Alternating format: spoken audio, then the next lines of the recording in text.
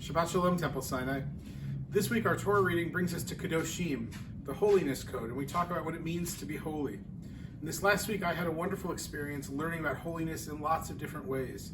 I traveled with a group of clergy people from Pittsburgh down to Washington, D.C. We toured the Mormon Temple, we toured the National Cathedral, we toured the National Basilica, we toured a Hindu temple, we went to Washington Hebrew Congregation, and in each of those places we saw different versions of holiness. But the holiness they shared was the same. It's the same holiness that each of us shares. Each of us is unique in our own ways, but we recognize that we all carry divine sparks, that we all have sanctity within us. And that holiness is the heart of Kedoshim. We are called to be holy because God is holy. And each of us has the task of figuring out what our holiness is and how to enhance that, how to share that, how to make that holiness shine and sparkle for all to see.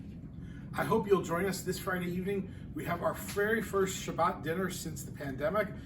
It's a Shabbat dinner honoring our volunteers. It will begin at 5:30 and we hope you can attend. Please do RSVP to the temple office as soon as possible if you haven't already done so. But we're really excited to be back together, and we couldn't think of a single way better to begin our Shabbat dinners again than by honoring the volunteers, those who've kept our synagogue running and moving and going during all of these pandemic times. Services Friday night will be at 7. Saturday morning, of course, Torah study at 8:30. Services at 9:15. And next door is done. So Sunday morning, we do not have next door. We don't have Hartman. And throughout the week, we still do have lots of other activities, though. We have Parshat Shavua on Wednesday, and we have evening meditation on Wednesday night.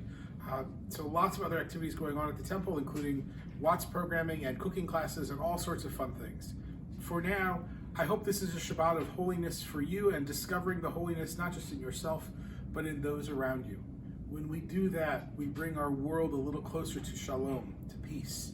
And that is, after all, the heart of all of our prayers. Shabbat Shalom for now. Look forward to seeing you at the temple.